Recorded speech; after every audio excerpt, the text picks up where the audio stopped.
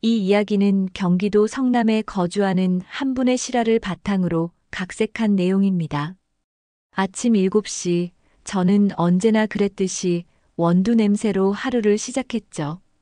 커피 머신에서 나오는 그 향긋한 냄새가 저의 작은 아파트를 가득 채울 때면 어김없이 남편 생각이 났습니다. 여보, 커피 좀 진하게 내려줘. 그런 말을 하던 사람이 이제는 없다는 게 여전히 낯설더라고요. 창밖으로 스며드는 따스한 햇살을 바라보며 커피 한 모금을 마셨습니다.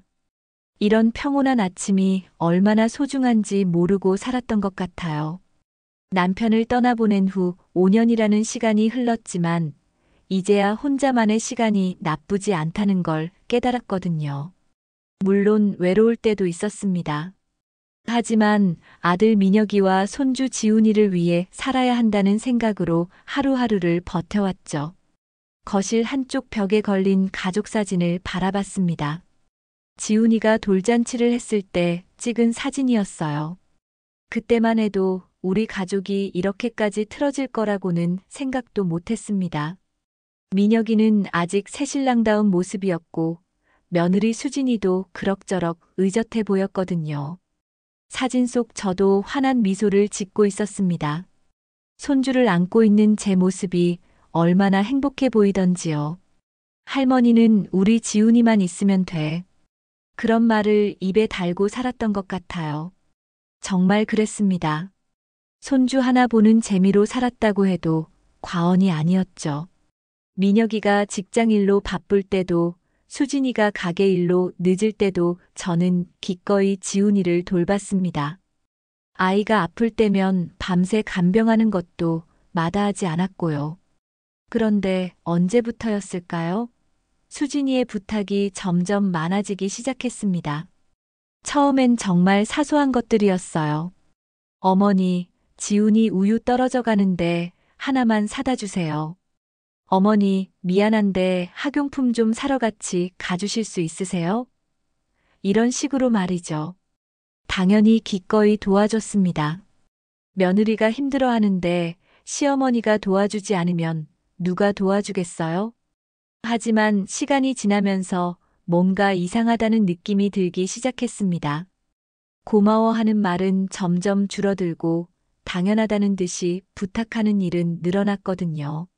심지어는 어머니가 해주시는 게 당연한 거 아닌가요? 라는 말까지 하더라고요. 그때 처음으로 가슴 한구석이 서늘해지는 걸 느꼈습니다. 그러던 어느 날 아침 휴대폰에 메시지가 하나 왔어요. 수진이가 보낸 것이었습니다. 어머니, 우리 집 텔레비전이 고장났어요. 지훈이가 만화 못 봐서 계속 울고 있는데 새로 하나 사주실 수 있으세요? 너무 큰 거 말고 적당한 크기로요. 감사합니다. 커피 잔을 들고 있던 제 손이 미세하게 떨렸습니다. 메시지를 다시 한번 읽어봤어요. 감사합니다라는 말이 마지막에 있긴 했지만 전체적으로는 명령조에 가까웠죠. 부탁이 아니라 당연히 해줘야 할 일이라는 투였습니다. 문득 지난달 일이 떠올랐어요. 수진이가 운영하던 옷가게 건물 월세가 밀렸다며 500만 원을 빌려달라고 했을 때였습니다. 어머니, 정말 급해요. 건물주가 내일까지 안 주면 나가라고 해요. 그렇게 간절히 부탁하기에 제 적금을 해약해서 돈을 줬었거든요. 그런데 고작 고맙습니다. 어머니 한마디 뿐이었어요. 그것도 건성으로 말하더라고요. 마치 당연히 받아야 할 돈을 받은 것처럼요. 그때도 속상했지만 그래도 가족인데 하며 넘어갔었습니다. 하지만 이번 텔레비전 이야기는 뭔가 달랐어요.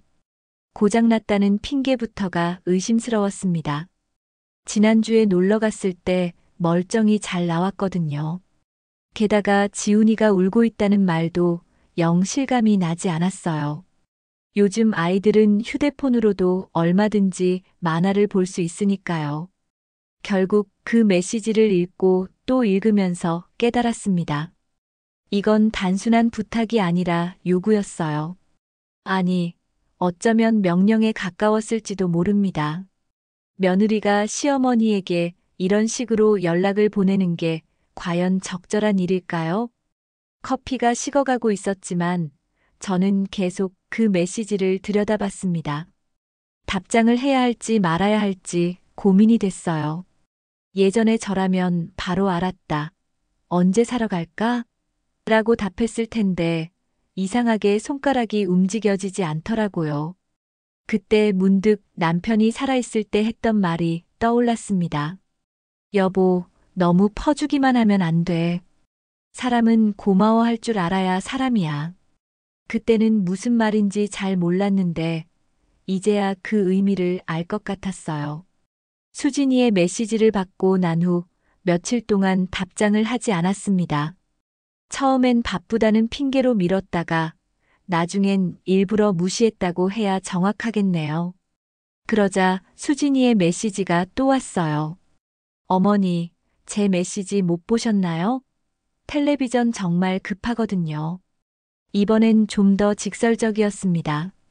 첫 번째 메시지보다 예의도 줄어들었고요. 못 보셨나요? 라는 표현도 은근히 압박하는 느낌이었어요. 마치 일부러 무시하고 있다는 걸 알고 있다는 듯이 말이죠. 저는 여전히 답장하지 않았습니다. 대신 과거를 되짚어보기 시작했어요. 언제부터 이런 식으로 됐을까 하고 말입니다. 생각해보니 결혼 초기에는 그나마 예의를 지켰던 것 같아요. 어머님, 죄송한데 이런 부탁 드려도 될까요? 이런 식으로 조심스럽게 물어보곤 했거든요. 그런데 언제부터인지 점점 대담해졌습니다. 아니, 대담하다기보다는 뻔뻔해졌다고 해야겠네요. 제가 한 번 도와주면 두 번, 두 번 도와주면 세 번, 이런 식으로 요구가 늘어갔어요. 그리고 제가 거절하지 않는다는 걸 알게 되자 아예 당연한 권리인 양 행동하기 시작했죠. 특히 기억에 남는 일이 있어요. 작년 여름이었는데 수진이가 지훈이 교육비가 부족하다며 200만 원을 빌려달라고 했어요. 아이 교육비라고 하니 당연히 도와줘야 한다고 생각했죠. 그런데 며칠 뒤에 수진이 인스타그램에 새로 산 명품 가방 사진을 올린 걸 봤어요. 너무 당황스러워서 민혁이에게 물어봤더니 어머니, 엄마도 살아야 하잖아요. 맨날 아이만 보고 살 수는 없죠라고 하더라고요. 그 말을 듣는 순간 정말 기가 막혔습니다. 제 돈으로 명품을 사놓고는 당연하다는 듯이 말하는 게 말이 됩니까? 그때 처음으로 화가 났어요. 하지만 참았습니다. 손주를 위해서라도 참아야 한다고 생각했거든요. 그런데 지금 돌이켜보니 그때부터 잘못된 것 같아요. 한 번 넘어가니까 더욱 대담해진 거죠. 500만 원짜리 월세 사건도 마찬가지였습니다. 그때 수진이가 정말 간절하게 부탁했어요. 어머니, 정말 마지막이에요. 이번만 도와주시면 다시는 이런 부탁 안 드릴게요. 그런 말을 듣고 어떻게 거절할 수 있겠어요? 적금을 해약하는 게 아깝긴 했지만 그래도 며느리가 그렇게까지 말하는데 도와줘야죠. 그런데 돈을 받고 난 뒤 수진이의 태도가 확 바뀌었어요. 고맙다는 인사도 건성이었고 며칠 뒤부터는 또 다른 부탁을 하기 시작했거든요. 어머니, 지훈이 학원 선생님이 바뀌었는데 교재를 새로 사야 한대요. 어머니, 지훈이 친구들이 다 영어 학원 다니는데 우리만 안 보내면 안 되겠어요. 이런 식으로 계속해서 돈 이야기가 나왔어요. 그때부터 뭔가 이상하다는 생각이 들기 시작했습니다. 다시는 이런 부탁 안 드리겠다던 말은 어디로 간 걸까요? 더욱 황당했던 건 민혁이의 태도였어요. 아들이라면 어머니 편을 들어줘야 하는 거 아닌가요? 그런데 민혁이는 오히려 수진이를 두둔했습니다. 어머니, 수진이가 워낙 자존심이 강해서 그래요. 마음으로는 정말 고마워하고 있어요. 이런 식으로 변명만 하더라고요. 사실 그때부터 조금씩 실망하기 시작했어요. 내 아들이 아내 눈치를 보느라 어머니를 제대로 챙기지 못한다는 게 서글펐습니다. 물론 부부 사이가 중요한 건 알아요. 하지만 그렇다고 해서 어머니를 등한시해도 되는 건 아니잖아요. 그런 생각들을 하고 있는데 또 메시지가 왔어요. 이번에는 민혁이었습니다. 엄마, 수진이가 텔레비전 이야기 했는데 답장이 없다고 하네요. 무슨 일 있으세요? 아, 이제 아들까지 나섰구나 싶었어요. 수진이가 민혁이를 시켜서 저를 압박하려는 거였죠. 예전 같으면 아들이 물어보는데 뭐라도 해줘야지 하며 마음이 약해졌을 텐데 이상하게 이번엔 더 화가 났어요. 그래서 민혁이에게 전화를 걸었습니다. 민혁아, 엄마가 물어볼 게 있어. 너희 집 텔레비전이 정말 고장났니? 네, 그게, 좀 화면이 이상해요. 이상하다는 게 뭐가 이상한데? 그게, 엄마, 굳이 따질 필요가 있나요? 그냥 하나 사주시면 안 될까요? 그 말을 듣는 순간 정말 어이가 없었습니다. 굳이 따질 필요가 있냐고요? 제 돈을 쓰는데 물어보는 게 당연한 거 아닌가요? 더군다나 고장났다고 거짓말을 한 것 같은데 말이에요. 미녀가, 엄마가 언제까지 이런 식으로 살아야 하니? 너희들 필요할 때마다 돈만 내주는 현금 자동 인출기가 아니야. 엄마, 왜 그러세요? 예전엔 안 그러셨잖아요. 예전엔 너희들이 고마워할 줄 알았으니까. 목소리가 커지고 있었지만 멈출 수가 없었어요. 그동안 쌓였던 서운함이 한꺼번에 터져 나오는 것 같았습니다. 결국 민혁이와 통화는 어정쩡하게 끝났어요. 서로 감정이 상한 채로 말이죠. 전화를 끊고 나니 가슴이 두근거렸습니다. 내가 너무 심하게 말한 건 아닐까 하는 생각도 들었고요. 하지만 동시에 속이 시원한 기분도 들었어요. 그동안 참고 참았던 말을 드디어 했으니까요.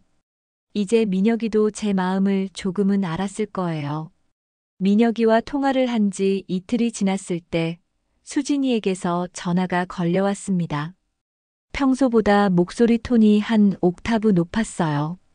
어머니, 안녕하세요? 인사부터가 어색했습니다. 평소에는 그냥 어머니 하고 시작하는데 이번엔 뭔가 격식을 차린다는 느낌이었거든요. 수진아. 무슨 일이야? 어머니, 지훈이 학원비 이야기 좀 하려고 전화드렸어요. 다름이 아니라 지훈이가 다니는 수학학원에서 특별반을 개설한다고 하는데요. 또 시작이구나 싶었어요. 텔레비전 이야기가 묻힌 지 얼마 되지도 않았는데 벌써 다른 요구를 하는 거였죠. 이번에는 지훈이를 앞세워서 말이에요. 특별반이면 뭐가 특별한데? 아, 그게 수학 영재들만 들어갈 수 있는 반이래요. 지훈이 선생님이 우리 지훈이가 수학을 정말 잘한다고 꼭 들어보라고 하시더라고요. 수진이 목소리에서 어떤 기대감 같은 게 느껴졌어요. 마치 제가 당연히 그래. 그럼 보내야지라고 말할 거라고 생각하는 것 같았거든요. 그래서요. 한 달에 30만 원 정도 하는데 어머니께서 지원해 주실 수 있으실까요? 30만 원이요? 한 달에? 그럼 1년이면 360만 원이네요. 게다가 특별반이라고 하니까 금방 끝날 것 같지도 않고요. 아마 최소 1년은 다녀야 할 테니까 정말 적지 않은 돈이었어요. 수진아, 그 돈을 왜 내가 내야 하는데? 전화기 너머로 잠깐의 침묵이 흘렀습니다. 수진이가 당황한 것 같았어요. 아마 제가 이렇게 직접적으로 물어볼 거라고는 예상하지 못했나 봐요. 그게, 어머니, 지훈이는 어머니 손주잖아요. 손주 교육에 투자하시는 거예요. 투자라고? 내가 투자해서 뭘 얻는다는 거야? 어머니, 왜 그러세요? 예전엔 이런 말씀 안 하셨잖아요. 모두들 똑같은 소리를 하는군요. 예전엔 안 그랬다고. 맞아요. 예전엔 안 그랬죠. 예전엔 바보같이 다 해줬으니까요. 그런데 이제는 더 이상 그럴 수 없어요. 아니, 그러고 싶지 않아요. 수진아, 내가 물어볼 게 있어. 너희 부부 월급이 얼마나 되는데 30만 원을 못 내는 거야? 그게 요즘 경기가 안 좋아서 가게도 잘 안 되고 민혁 오빠도 회사에서 야근 수당이 줄었다고 하고 변명이 길어지고 있었어요. 결국 돈이 없다는 이야기였죠. 하지만 정말 돈이 없는 걸까요? 얼마 전에 수진이가 새로 산 옷들을 보면 그렇게 형편이 어려워 보이지는 않았는데요. 그럼 형편이 어려우면 특별반을 안 보내면 되는 거 아니야? 꼭 보내야만 하는 건 아니잖아. 어머니, 그게 아니에요. 지훈이가 워낙 수학을 잘해서 안 보내면 재능을 묻어버리는 거예요.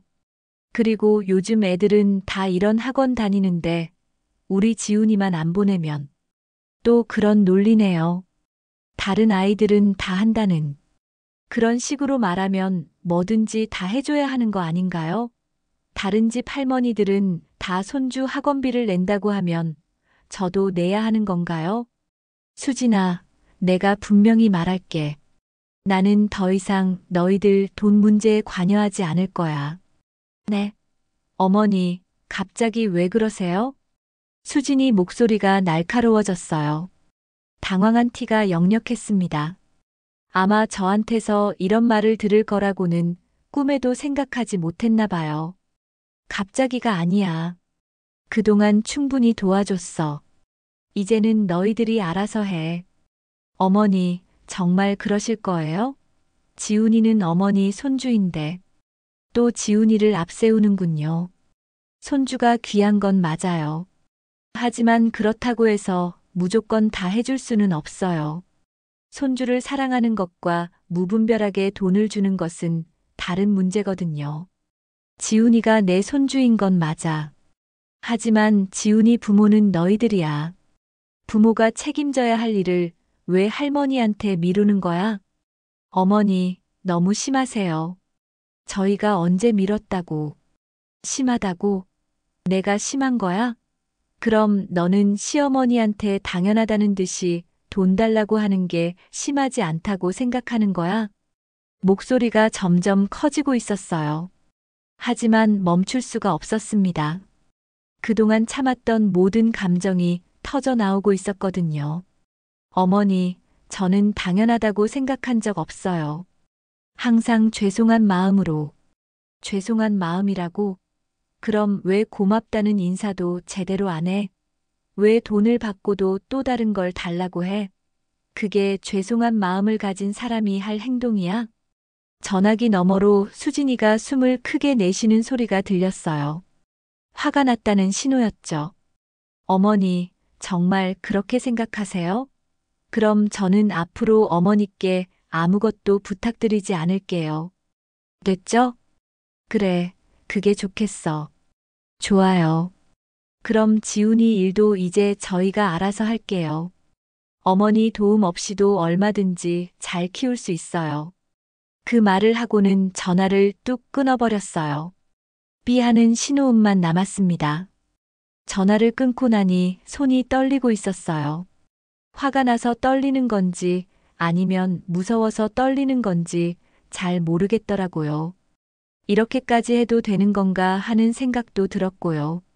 하지만 한편으로는 속이 시원했어요. 그동안 하고 싶었던 말을 드디어 했으니까요. 수진이도 이제 제 마음을 알았을 거예요. 더 이상 저를 만만하게 보지는 않겠죠. 그런데 문제는 이제부터였어요. 수진이가 정말로 지훈이 이래서 저를 배제할 것 같았거든요. 그럼 손주를 볼 기회도 줄어들 테고요. 그 생각을 하니까 갑자기 후회가 밀려왔습니다. 하지만 이미 엎질러진 물이었어요.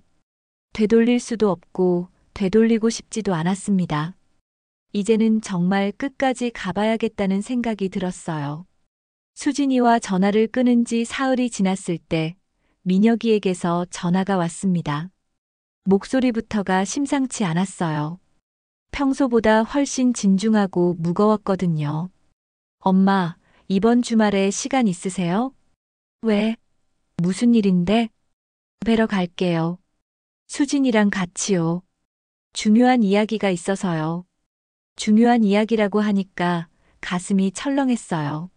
수진이와의 전화 통화 이후로 계속 마음이 불편했는데 이제 정말 뭔가 큰 일이 벌어질 것 같았거든요.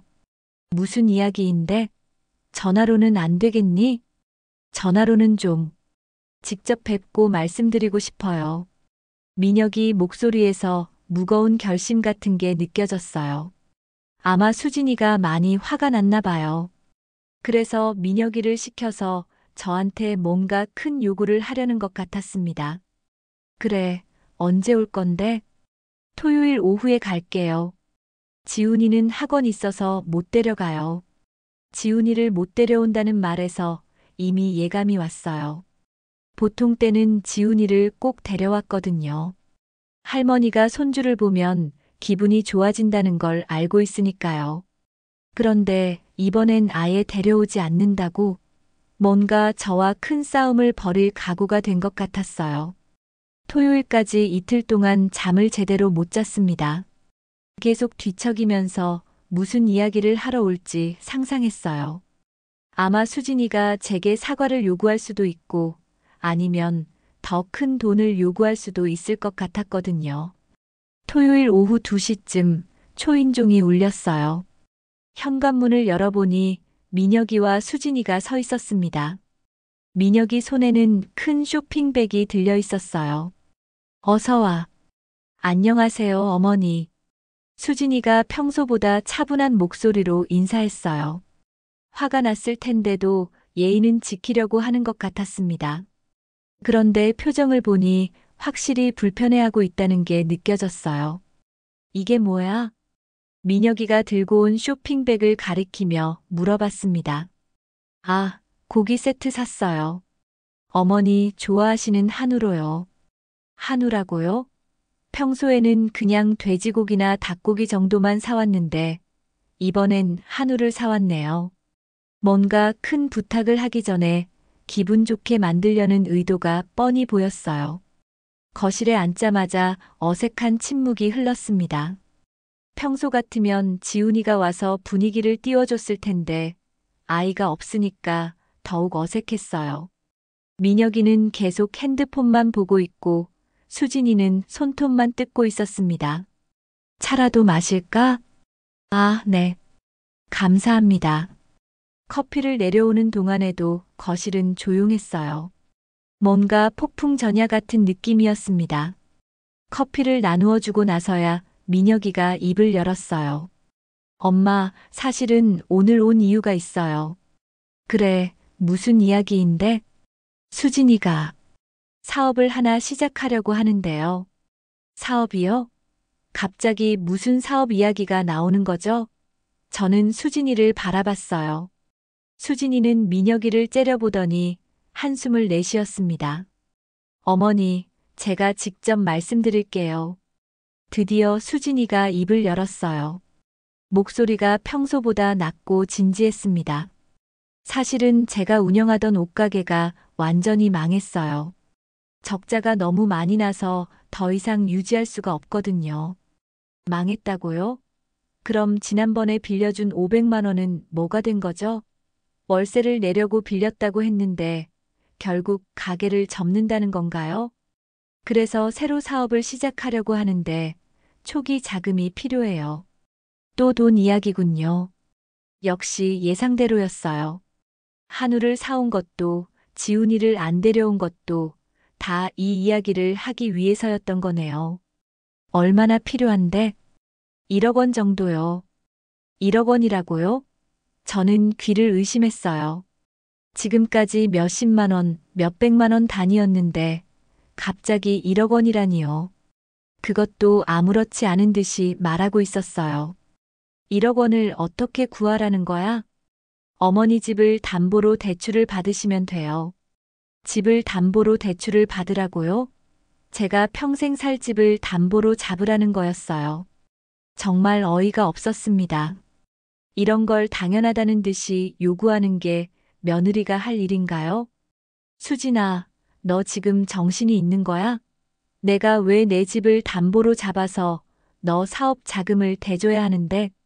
어머니, 저도 이런 부탁 드리고 싶지 않아요. 하지만 정말 절실해서 그래요. 이번이 마지막 기회거든요. 마지막 기회라고요? 지난번에도 마지막이라고 했으면서 또 마지막이라고 하네요. 이런 식으로 계속 마지막, 마지막 하면서 돈을 뜯어낼 생각인가 봐요. 그럼 지난번 가게는 왜 망한 거야? 월세도 내주고 했는데. 수진이 얼굴이 빨갛게 달아올랐어요. 제대로 된 답변을 할 수 없어서 당황하는 것 같았습니다. 그게 코로나 때문에 손님이 줄어서. 코로나는 몇 년 전 일이잖아. 그리고 요즘엔 다 정상화되었는데 무슨 소리야? 어머니, 왜 그렇게 따지세요? 가족인데 서로 도와야 하는 거 아닌가요? 가족이라는 말로 또 호소하고 있었어요. 하지만 이번엔 통하지 않을 거예요. 가족이라고 해서 무조건 다 해줄 수는 없거든요. 가족이니까 더 따져야 하는 거야. 무책임하게 사업하다가 실패해놓고 또 다른 사업한다고? 그것도 남의 집 담보 잡고? 민혁이가 끼어들었어요. 엄마, 수진이도 정말 심각하게 고민한 거예요. 이번엔 확실한 사업이라고 하니까 믿고 도와주세요. 확실한 사업이라고요? 세상에 확실한 사업이 어디 있나요? 더군다나 이미 한 번 실패한 사람이 하는 사업을 어떻게 믿어요? 민혁아, 너는 아내 편만 들 거야? 내 엄마가 평생 살 집을 담보로 잡으라는데 그게 말이 되는 소리야? 엄마, 그게 아니라 뭐야? 너희들은 내가 죽어도 상관없다는 거야? 집을 잃고 길거리에 나앉아도 괜찮다는 거고. 수진이가 갑자기 일어서더니 큰 소리로 말했어요. 어머니, 그런 식으로 말씀하시면 안 되죠. 저희가 언제 어머니가 죽어도 상관없다고 했어요. 목소리가 날카로웠어요. 드디어 본색이 나오는군요. 지금까지는 그럭저럭 예의를 지키려고 했는데 이제는 참지 못하겠나 봐요. 수진이의 목소리가 점점 커지고 있었어요. 처음에는 그래도 예의를 지키려고 했는데 이제는 완전히 화가 난 상태였죠. 어머니, 저희가 어머니한테 뭘 얼마나 잘못했다고 이렇게까지 하세요? 그동안 지훈이 돌봐달라고 할 때는 언제고 이제 와서 도움 청하니까 이런 식으로 나오시는 거예요? 지훈이를 돌봐준 걸 은혜라도 베푼 것처럼 말하고 있었어요. 손주를 돌보는 게 할머니로서는 당연한 일이고 오히려 기쁜 일인데 마치 제가 떠맡겨진 짐을 처리해 준 것처럼 표현하더라고요. 수진아, 지훈이 돌보는 게 내가 너희한테 해준 페이버라고 생각하는 거야?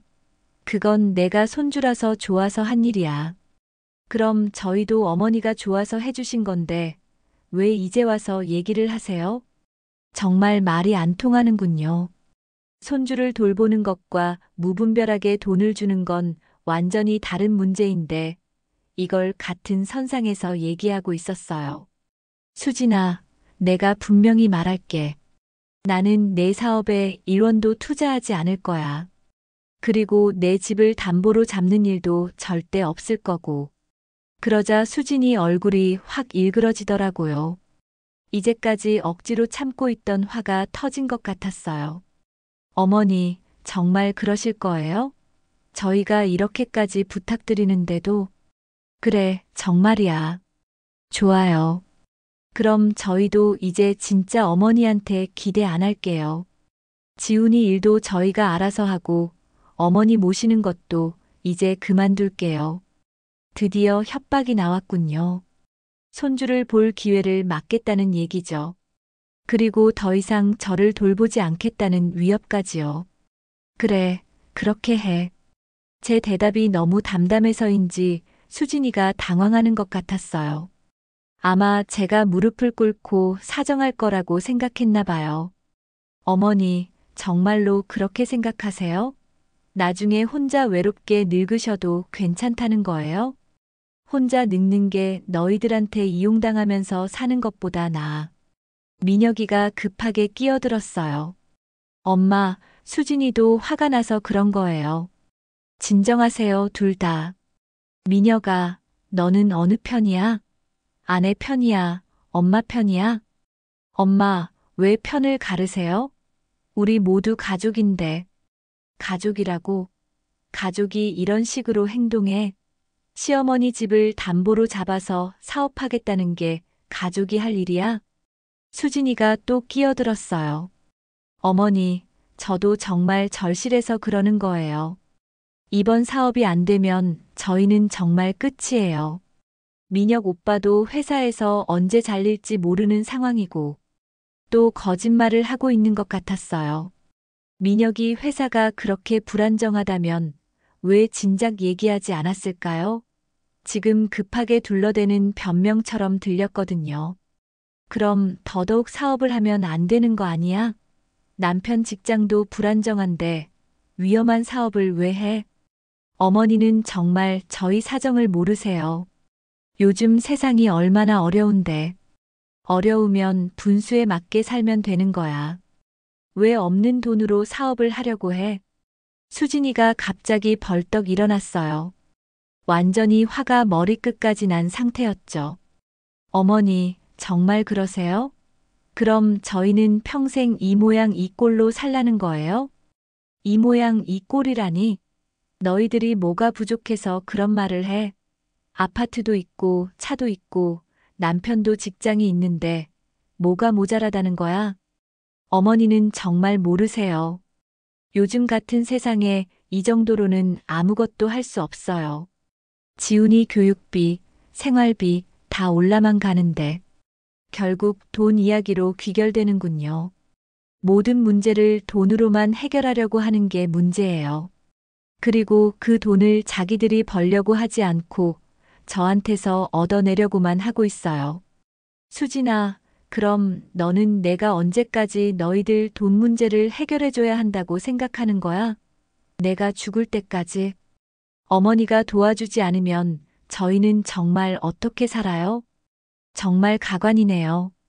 성인이 된 사람들이 자기 문제를 스스로 해결하지 못하고 시어머니한테 의존하려고 해요. 이게 정상적인 관계인가요? 그건 너희들이 알아서 해야 할 문제야.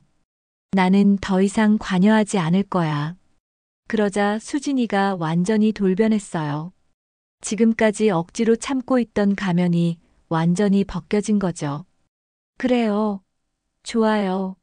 그럼 저희도 이제 정말 어머니 신경 안 쓸게요. 그깟 도움 필요 없어요. 목소리가 거의 고함에 가까웠어요. 옆집에서도 들릴 정도로 큰 소리였죠. 지금까지 어머니 눈치 보면서 살았는데 이제 그런 거 없을 거예요. 지훈이도 저희가 알아서 키울 거고 어머니 생신이나 명절 같은 것도 이제 신경 안 쓸 거예요. 민혁이가 수진이를 말리려고 했어요. 수진아, 너무 심하게 말하지 마. 왜요? 어머니가 먼저 그러셨잖아요. 저희를 이용만 하려고 하면서. 이용이라고요? 제가 언제 그들을 이용했다는 건가요? 오히려 이용당한 건 저인데 말이에요. 수진아, 내가 언제 너희들을 이용했어? 지훈이 봐달라고 할 때는 언제고, 이제 와서 도움 필요하다고 하니까 모른 척 하시잖아요.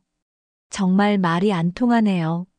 손주를 돌보는 건 제가 좋아서 한 일이고, 돈을 요구하는 건 완전히 다른 문제라는 걸 왜 이해하지 못할까요? 결국 수진이는 가방을 확 집어들고 현관으로 향했어요. 민혁이가 뒤따라가면서 사과의 말을 중얼거렸지만 저는 아무 대답도 하지 않았어요. 엄마, 수진이가 너무 화가 나서 그런 거예요. 나중에 다시 얘기해요. 민혁아, 나중도 없어. 이제 정말 끝이야. 문이 쾅 하고 닫혔어요. 갑자기 집안이 조용해졌습니다. 거실 탁자 위에는 그들이 가져온 한우 세트만 덩그러니 놓여 있었어요. 그 한우 세트를 보니까 웃음이 나왔어요. 1억 원을 요구하면서 몇십만 원짜리 고기로 저를 회유하려고 했다니요. 정말 어처구니 없는 일이었어요. 그들이 떠나고 나니 집안이 너무 조용했습니다. 평소 같으면 지훈이 목소리가 집안을 가득 채웠을 텐데 이제는 시계 소리만 똑딱똑딱 들릴 뿐이었어요. 거실 탁자 위에 놓인 한우 세트를 보니까 기분이 더욱 씁쓸해졌습니다. 1억 원을 달라고 하면서 가져온 고기 선물이라니요. 몇십만 원짜리 고기로 수억 원짜리 집을 담보로 잡으려고 했다는 게 정말 어이없었어요. 그 고기를 보고 있으니까 화가 다시 치밀어 올랐습니다. 저는 그 한우 세트를 들고 쓰레기장으로 향했어요. 비싼 고기였지만 받을 수가 없었거든요. 이런 것까지 받아두면 나중에 어머니도 저희 선물 받으셨잖아요 라고 할지도 모르니까요. 깔끔하게 정리하고 싶었습니다. 쓰레기를 버리고 돌아와서는 설거지를 했어요. 커피잔들을 씻으면서 오늘 있었던 일을 되돌아봤습니다. 수진이의 마지막 모습이 계속 떠올랐어요. 완전히 가면을 벗고 본색을 드러내는 그 순간 말이죠. 그깟 도움 필요 없어요. 그 말이 계속 귓가에 맴돌았습니다. 그깟 도움이라고요? 지금까지 제가 해준 모든 것들이 그깟 도움이었나 봐요. 500만 원도 각종 교육비도 지훈이를 돌봐준 것도 모두 그깟 도움이었던 거네요. 설거지를 마치고 거실로 돌아왔을 때 문득 이상한 기분이 들었어요. 뭔가 홀가분한 느낌이었거든요. 그동안 가슴을 짓누르고 있던 무거운 돌덩이 하나가 사라진 것 같았습니다. 생각해보니 언제부터인가 수진이와 만나는 게 스트레스였어요. 또 무슨 부탁을 할까, 또 얼마를 달라고 할까 하는 걱정에 항상 긴장하고 있었거든요. 그런데 이제는 그런 걱정을 하지 않아도 되겠네요. 하지만 한편으로는 걱정도 됐어요. 정말로 지훈이를 못 볼 수도 있겠다는 생각이 들었거든요. 수진이가 화가 많이 난 상태라서 당분간은 연락도 안 할 것 같았어요. 손주가 그리울 텐데 어떻게 해야 할까요? 그런 생각을 하고 있는데 휴대폰이 울렸어요. 민혁이었습니다. 엄마, 지금 괜찮으세요? 응, 괜찮아. 수진이가 너무 화가 나서 그랬어요.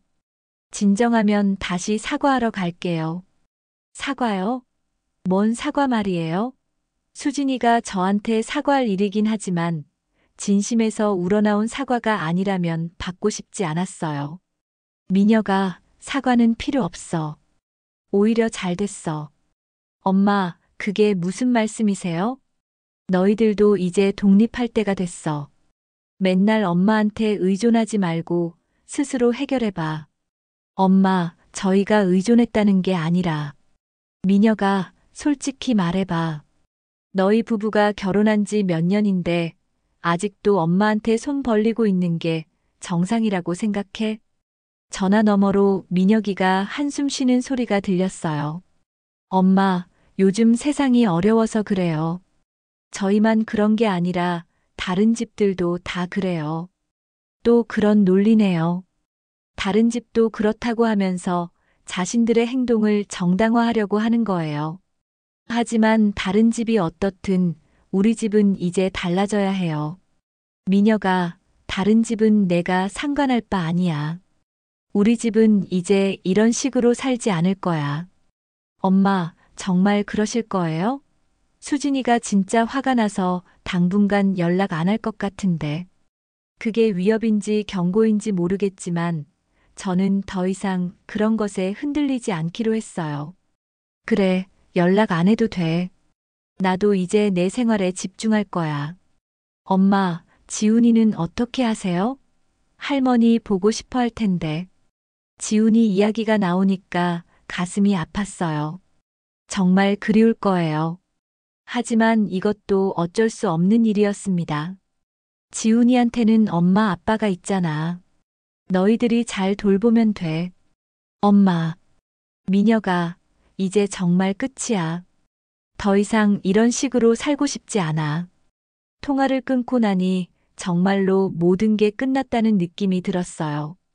이제 새로운 시작을 해야겠다는 생각이 들었습니다. 그날 밤 잠들기 전에 한 가지 결심을 했어요. 정말로 새로운 삶을 시작해보자고 말이에요.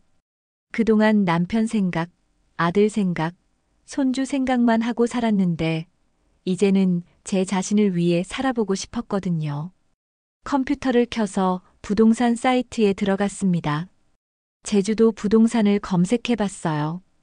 예전부터 제주도에 한번 살아보고 싶었거든요. 바다가 보이는 작은 아파트에서 조용히 지내면서 제 자신만의 시간을 가져보고 싶었어요. 검색 결과를 보니까 생각보다 괜찮은 매물들이 많더라고요. 바다 전망이 있는 아파트들도 있고 가격도 서울보다는 훨씬 저렴했어요. 이 집을 팔면 제주도에서 아파트 하나 사고도 돈이 남을 것 같았습니다. 그 순간 정말로 이사를 가고 싶다는 생각이 들었어요. 여기서는 자꾸 옛날 생각만 나고 민혁이와 수진이 생각만 나거든요. 완전히 새로운 곳에서 새로운 사람들과 새로운 생활을 시작하면 어떨까요? 부동산 사이트를 보면서 계속 상상했어요. 제주도의 파란 바다를 바라보며 커피를 마시는 모습, 새로운 이웃들과 인사를 나누는 모습, 아무도 저를 모르는 곳에서 자유롭게 지내는 모습 말이에요. 그런 상상을 하니까 가슴이 뛰기 시작했어요. 정말로 할 수 있을까요? 예순이 넘은 나이에 혼자서 다른 지역으로 이사를 간다는 게 말이 되나요? 하지만 못할 것도 없다는 생각이 들었어요. 건강도 괜찮고 경제적으로도 여유가 있으니까요. 무엇보다 이제는 더 이상 누군가를 위해 참고 사는 것보다 제 자신을 위해 사는 게 중요하다는 걸 깨달았거든요. 밤늦게까지 부동산 사이트를 보다가 드디어 마음을 정했어요. 정말로 이사를 가자고 말이에요. 이 집을 팔고 제주도로 가서 새로운 삶을 시작해 보자고요. 그렇게 결심하고 나니까 오히려 마음이 편해졌어요.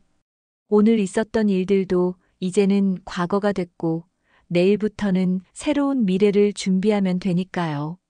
다음 날 아침 일찍 부동산에 전화를 걸었습니다. 밤새 생각해 봤는데 마음이 바뀌지 않더라고요. 오히려 더욱 확고해졌어요. 여보세요. 혹시 급매로 아파트 내놓고 싶은데 가능한가요? 네, 물론이죠. 어느 지역이신가요? 성남시 분당구요. 30평대 아파트인데 부동산 사장님이 굉장히 관심을 보이더라고요. 분당 지역이라서 그런지 금방이라도 팔릴 것 같다고 하셨어요. 오늘 오후에 나와서 시세를 확인해 주신다고 했습니다. 전화를 끊고 나니까 가슴이 두근거렸어요. 정말로 시작되는구나 하는 생각이 들었거든요. 이 집에서 30년 넘게 살았는데 이제 정말 떠날 준비를 하고 있다니요. 오후에 부동산 사장님이 오셔서 집을 둘러보더니 만족스러워 하셨어요. 아, 정말 잘 관리하셨네요. 이 정도면 시세보다 조금 더 받으실 수도 있을 것 같은데요. 가격을 들어보니 생각보다 좋았어요. 이 정도면 제주도에 아파트 하나 사고도 생활비로 쓸 돈이 충분히 남을 것 같았습니다. 그런데 혹시 급하신 일이 있으세요? 보통은 매물 올리고 시간을 두고 파시는데. 네, 개인적인 사정이 있어서요. 최대한 빨리 팔고 싶어요. 그러시면 시세보다 조금 낮춰서 급매로 내놓으시면 한 달 안에도 팔릴 것 같은데요. 한 달이면 충분했어요. 그동안 제주도 집도 구하고 이사 준비도 할 수 있을 테니까요. 좋아요. 그렇게 해주세요. 그런데 한 가지 부탁이 있는데요. 네, 말씀하세요. 혹시 제 아들이나 며느리가 연락하더라도 절대 알려주시면 안 돼요. 매물 올린 것도 비밀로 해주셔야 하고요. 부동산 사장님이 의외라는 표정을 지으셨지만 다행히 알겠다고 하시더라고요. 아마 집안 사정이 복잡한가 보다 하고 생각하신 것 같아요. 계약서를 작성하고 부동산 사장님이 돌아가신 후 저는 제주도 부동산에도 연락을 해봤어요. 어젯밤에 봤던 바다 전망 아파트 말이에요. 아, 그 매물 아직 있어요. 언제 보러 오실 수 있으세요? 이번 주말에 가능할까요? 네, 좋습니다. 그럼 토요일 오전에 약속 잡을게요. 제주도까지 가서 집을 보고 온다니 정말 현실적으로 다가왔어요. 이제 정말로 제주도 사람이 될 수도 있겠구나 하는 생각이 들었습니다. 며칠 동안은 평소와 다름없이 지냈어요. 동네 마트도 가고 산책도 하고 친구들과도 만났습니다. 하지만 마음속으로는 계속 이사 계획을 세우고 있었어요. 무엇을 가져갈지, 무엇을 버릴지 정리하기 시작했어요. 30년 동안 모은 물건들이 정말 많더라고요. 대부분은 추억이 담긴 것들이었지만 모든 걸 다 가져갈 수는 없었어요. 가장 어려운 건 가족 사진들이었어요. 지훈이 돌잔치 사진, 민혁이 어릴 때 사진들, 남편과 함께 찍은 사진들. 이런 것들을 보면 가슴이 아팠지만 그래도 일부는 정리해야 했어요. 토요일이 되어서 제주도로 떠났습니다. 비행기 안에서 창밖을 내려다보니까 정말 섬으로 가고 있다는 실감이 났어요. 이제 정말 새로운 삶이 시작되는구나 하는 생각이 들었습니다. 제주공항에 내려서 부동산 사장님과 만났어요. 중년의 인상 좋은 분이셨는데 서울에서 온 이유를 물어보시더라고요.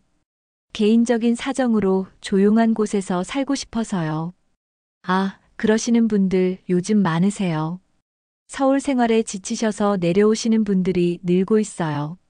매물을 보러 가는 길에 제주도의 풍경을 보니까 정말 아름다웠어요.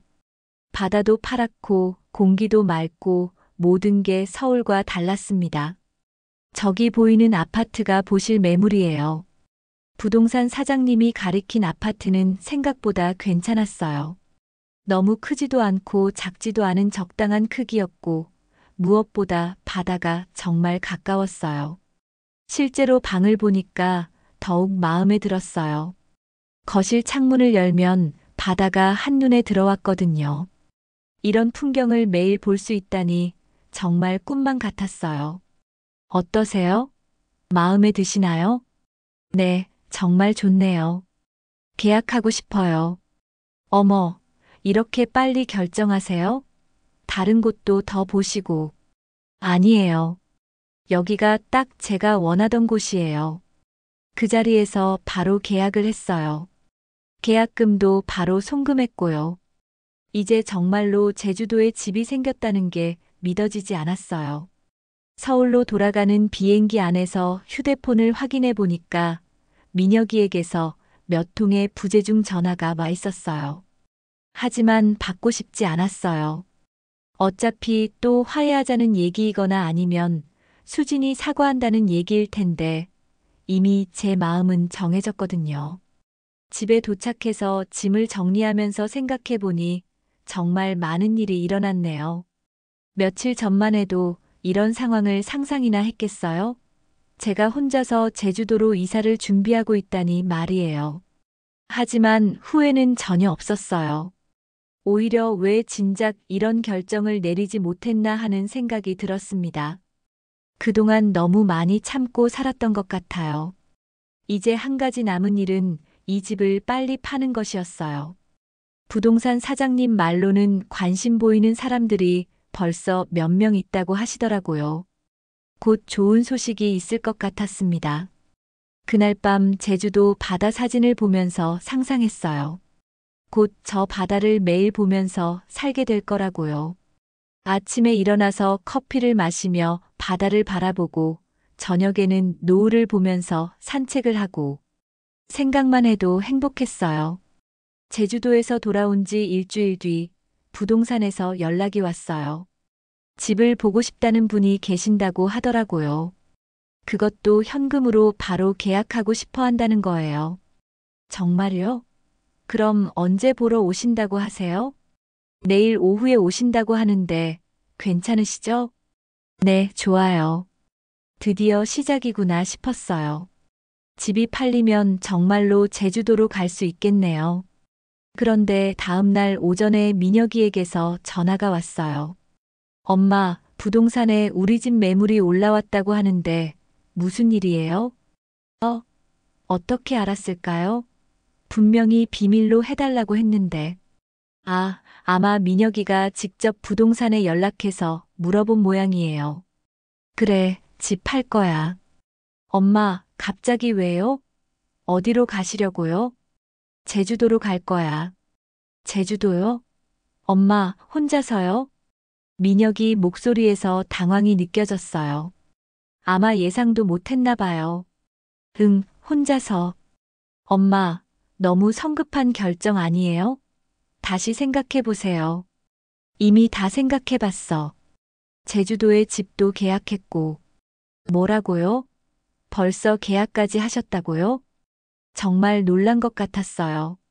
아마 제가 이렇게까지 할 거라고는 생각하지 못했나 봐요. 미녀가, 엄마도 이제 엄마 인생을 살고 싶어. 너희들 눈치 보면서 살기 싫어. 엄마, 저희가 언제 눈치를 보라고 했어요? 너희들이 말하지 않아도 나는 계속 눈치를 봤어. 언제 또 돈 달라고 할까? 언제 또 부탁할까 하면서 말이야. 엄마, 그런 건 오해예요. 저희는 오해가 아니야. 사실이야. 이제 그런 생활하기 싫어. 민혁이가 한참 동안 말이 없었어요. 아마 어떻게 말해야 할지 몰라서 그런 것 같았어요. 엄마, 수진이가 정말 잘못했어요. 사과하고 싶어 해요. 사과는 필요 없어. 이미 늦었어. 엄마, 제발 다시 생각해 보세요. 지훈이는 어떻게 해요? 할머니 없으면 얼마나 슬퍼할까요? 지훈이 이야기가 나오니까 가슴이 아팠어요. 정말 그리울 거예요. 하지만 이미 결정한 일이었어요. 지훈이한테는 너희들이 있잖아. 그걸로 충분해. 엄마, 그게 아니라. 미녀가 더 이상 말하지 마. 내 결정이야. 전화를 끊고 나니까 부동산 사장님이 연락을 주셨어요. 집 보러 올 분이 취소됐다고 하더라고요. 갑자기 사정이 생겼다는 거예요. 이상하다는 생각이 들었어요. 어제까지만 해도 현금으로 바로 계약하겠다고 했는데 갑자기 취소라니요. 혹시 민혁이가 뭔가 했나 싶어서 부동산에 전화해 봤어요. 사장님, 혹시 우리 집 매물에 대해서 다른 사람이 문의한 적 있나요? 아, 그게 아드님이 연락 주셔서 매물 내리라고 하시더라고요. 역시나 그렇군요. 민혁이가 방해 공작을 한 거였어요. 사장님, 제가 분명히 말씀드렸죠? 아들이 연락해도 절대 들어주시면 안 된다고요. 네, 그런데 아드님이 어머님을 속여서 매물을 올린 거라고 하시더라고요. 그래서 정말 어이가 없었어요. 저를 속였다고요? 민혁이가 부동산 사장님한테 거짓말을 한 거였어요. 사장님, 그건 거짓말이에요. 제가 직접 매물을 올린 거예요. 다시 올려주세요. 아, 그러셨군요. 죄송합니다. 다시 올리겠습니다. 정말 화가 났어요. 민혁이가 이런 식으로 방해할 줄은 몰랐거든요. 자기 어머니가 내린 결정을 존중하지는 못할 망정 방해까지 하다니요. 바로 민혁이한테 전화를 걸었어요. 민혁아, 부동산에 연락해서 매물 내리라고 했다면서? 엄마, 그게 너 지금 뭐 하는 거야? 내가 내 집 파는데 왜 내가 참견해? 엄마, 너무 성급한 결정이라서. 성급하다고? 내가 언제까지 너희들 때문에 참고 살아야 하는데? 엄마, 저희 때문이 아니라. 그럼 뭐 때문이야? 내가 왜 살던 집을 떠나려고 하는지 정말 모르겠어? 민혁이가 또 한참 말이 없었어요. 민혁아, 내가 분명히 말할게. 내 집은 내가 팔 거야. 너는 더 이상 관여하지 마. 엄마, 그래도 가족인데. 가족이면 서로 존중해야 하는 거 아니야? 내 결정을 존중하지는 못할 망정 방해까지 하는 게 가족이 할 일이야? 결국 민혁이와는 언성을 높이며 통화를 끝냈어요. 이런 식으로 방해한다면 더욱 빨리 떠나야겠다는 생각이 들었습니다. 다음 날부터는 본격적으로 이사 준비를 시작했어요. 필요한 것들만 골라서 상자에 담고 나머지는 정리했습니다. 냉장고, 세탁기, 소파 같은 큰 가전제품들은 제주도에서 새로 사기로 했어요. 가장 소중한 것들만 골라서 포장했어요. 남편과의 결혼사진, 지훈이가 어릴 때 그려준 그림, 제가 아끼던 책들. 이런 것들은 꼭 가져가고 싶었거든요. 일주일 정도 지나니까 부동산에서 연락이 왔어요. 이번엔 정말로 집을 사고 싶어 하는 분이 계신다고 하더라고요. 그것도 제가 부른 가격 그대로 사겠다는 거예요. 정말요? 언제 계약할 수 있나요? 내일 당장이라도 가능하다고 하시는데요. 좋아요. 내일 하겠습니다. 드디어 집이 팔리는구나 싶었어요. 이제 정말로 제주도로 갈 수 있겠네요. 계약 당일 카페에서 만나서 계약서를 작성했어요. 집을 사시는 분은 신혼부부였는데 정말 좋아하시더라고요. 제가 잘 관리한 집이라서 그런지 굉장히 만족해 하셨어요. 계약금을 받고 나니까 정말 실감이 났어요. 이제 정말로 이 집과 작별하는구나 하는 생각이 들었습니다. 30년 넘게 살았던 집인데 이렇게 떠나게 되다니요. 하지만 후회는 없었어요. 오히려 새로운 시작에 대한 기대감이 더 컸거든요. 제주도에서의 새로운 삶을 상상하니까 가슴이 뛰었어요. 카페에서 나와서 바로 제주도 부동산에 연락했어요. 계약금 나머지를 송금하겠다고 하니까 정말 좋아하시더라고요. 언제쯤 입주하실 예정이세요? 다음 주쯤 갈 예정이에요. 아, 그럼 열쇠 전달하고 모든 절차를 마무리해 놓겠습니다. 이제 정말로 며칠 남지 않았네요. 제주도에서의 새로운 삶이 코앞에 다가왔어요. 그날 밤 짐을 정리하면서 지난 일들을 돌아봤어요. 수진이와의 갈등, 민혁이와의 다툼, 그리고 제주도로의 이사 결정까지 정말 많은 일이 일어났네요. 하지만 모든 게 필요한 과정이었던 것 같아요. 그 일들이 없었다면 제가 이런 결단을 내릴 수 있었을까요? 어쩌면 아직도 그들의 눈치를 보며 살고 있었을지도 모르죠. 이제 정말로 자유로워질 수 있을 것 같았어요. 아무도 저를 모르는 곳에서 아무에게도 눈치 보지 않고 오롯이 제 자신만을 위해 사는 삶 말이에요. 집 계약이 끝난 후 본격적으로 이사 준비에 들어갔습니다. 가장 중요한 건 민혁이와 수진이에게 들키지 않는 것이었어요. 만약 미리 알면 또 방해할 게 뻔했거든요. 그래서 야간 이사를 결정했습니다. 밤에 몰래 짐을 빼고 제주도로 떠나는 거예요. 용달 업체에 연락해서 밤 11시에 오라고 했어요. 야간 이사 맞으시죠? 추가 요금이 있는데 괜찮으세요? 네, 괜찮아요. 조용히 해주시기만 하면 돼요. 며칠 동안 틈틈이 짐을 정리했어요. 정말 필요한 것들만 골라서 박스에 담았습니다. 냉장고와 세탁기, 소파는 그냥 두고 가기로 했어요. 새 집 주인이 쓰실 수도 있을 테니까요. 가장 어려운 건 추억이 담긴 물건들이었어요.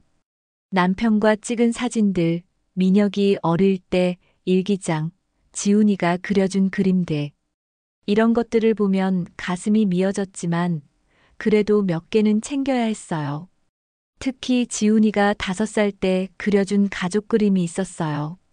할머니, 아빠, 엄마, 그리고 자기를 크레용으로 그린 그림이었는데 할머니 그림이 가장 크게 그려져 있었거든요. 할머니가 제일 좋아요라고 써놓기까지 했어요. 그 그림을 보니까 눈물이 났어요. 정말 이렇게 떠나도 되는 걸까요? 지훈이가 할머니를 찾으면 어떻게 하죠? 하지만 이미 결정한 일이었어요. 지금 흔들리면 안 됩니다. 이사 전날 밤 마지막으로 집 안을 둘러봤어요. 거실, 안방, 부엌. 모든 곳에 추억이 스며 있었어요. 남편과 함께 살았던 시간들, 민혁이를 키웠던 시간들, 손주와 함께 보냈던 시간들. 하지만 이제는 새로운 추억을 만들 때가 됐어요. 제 자신만을 위한 추억을 말이에요. 밤 11시 정각에 용달차가 왔어요. 기사님들이 정말 조용히 일해주셔서 다행했어요. 박스들을 차에 싣는 동안 혹시 이웃들이 깰까봐 조마조마했거든요. 다 실었습니다. 공항으로 가시는 거 맞죠? 네, 김포공항으로 부탁해요. 차에 타서 집을 마지막으로 돌아봤어요. 30년 넘게 살았던 집이 점점 멀어져 가고 있었어요. 이제 정말로 끝이구나 하는 생각이 들었습니다. 공항까지 가는 동안 휴대폰을 꺼놨어요. 혹시 민혁이가 연락할까 봐서요. 이제 제주도에 도착해서 안정이 되면 연락하겠지만 지금은 아니에요. 김포공항에 도착해서 짐을 붙이고 비행기를 기다리는 동안 묘한 기분이 들었어요. 마치 다른 나라로 떠나는 것 같은 기분이었거든요. 사실 제주도도 한국이지만 저에게는 완전히 새로운 세계였어요. 비행기 안에서 창밖을 내려다보니까 서울의 불빛들이 점점 작아져 가고 있었어요. 이제 정말로 새로운 인생이 시작되는구나 하는 생각에 가슴이 뛰었어요. 제주공항에 도착하니까 새벽 2시였어요. 미리 예약해둔 택시를 타고 새 집으로 향했습니다. 혹시 서울에서 이사 오시는 거예요? 택시기사님이 물어보시더라고요. 네, 그래요. 요즘 그런 분들 많으세요. 제주도로 내려와서 새로운 삶을 시작하시는 분들이요. 그래요? 네, 대부분 서울 생활에 지치신 분들이에요. 여기는 정말 좋아요. 공기도 맑고 사람들도 친절하고요. 택시기사님 말을 듣고 있으니까 마음이 따뜻해졌어요. 아마 좋은 사람들을 많이 만나게 될 것 같았어요. 새 집에 도착해서 열쇠를 받고 문을 열었을 때의 그 기분을 어떻게 표현해야 할까요? 정말 제 집이구나 하는 실감이 났어요. 그것도 아무도 저를 모르는 곳에 있는 온전히 제 집 말이에요. 창문을 열어보니까 바다가 한눈에 들어왔어요. 밤이라서 자세히는 안 보였지만 파도 소리는 들렸거든요. 그 소리를 들으니까 정말 평화로웠어요. 용달에서 가져온 박스들을 하나씩 풀면서 새 집을 꾸미기 시작했어요. 가져온 물건들이 많지 않아서 집이 좀 휑한 느낌이었지만 오히려 깔끔해서 좋았어요. 남편과의 결혼 사진을 거실 한쪽에 놓고 지훈이 그림은 냉장고에 붙였어요.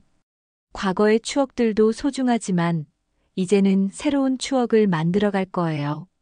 다음 날 아침 일어나서 창밖을 보니까 정말 바다가 파랗게 펼쳐져 있었어요. 사진으로만 보던 제주도 바다를 제 집에서 보고 있다니 꿈만 같았어요. 커피를 내려서 발코니에서 마시면서 바다를 바라봤어요. 파도가 치는 소리, 갈매기 우는 소리, 바람 소리. 모든 게 서울과 달랐어요. 이제 정말 새로운 삶이 시작됐구나. 그런 생각을 하고 있는데 휴대폰이 울렸어요. 민혁이었습니다. 한참 망설이다가 전화를 받았어요. 여보세요. 엄마, 어디세요? 집에 아무도 없는데. 제주도에 있어. 네. 정말 가신 거예요? 응. 어젯밤에 왔어. 전화 너머로 민혁이가 한숨 쉬는 소리가 들렸어요. 엄마, 왜 미리 얘기 안 하셨어요? 미리 얘기하면 또 말릴 거잖아. 엄마, 정말 혼자 괜찮으세요? 괜찮아. 오히려 좋아. 잠시 침묵이 흘렀어요. 아마 민혁이도 어떻게 말해야 할지 모르겠나 봐요. 엄마, 연락처는 바꾸지 마세요. 혹시 모르니까. 알았어. 그리고 몸 조심하세요. 너도. 통화를 끊고 나니까 마음이 복잡했어요. 그래도 아들인데 이렇게 멀어져도 되는 걸까요? 하지만 이미 선택한 길이었어요. 그리고 지금 이 순간 바다를 바라보며 커피를 마시고 있는 이 평화로운 시간이 정말 소중했어요. 앞으로 어떤 일들이 기다리고 있을지 모르지만 적어도 더 이상 누군가의 눈치를 보면서 살지는 않을 거예요. 이제는 정말로 제 자신만을 위한 인생을 살 수 있을 것 같았습니다. 제주도의 첫 아침이 이렇게 밝게 시작됐어요. 이상으로 김정숙의 새로운 인생 이야기를 마치겠습니다. 때로는 용기 있는 선택이 진정한 자유를 가져다 준다는 것을 보여주는 이야기였습니다.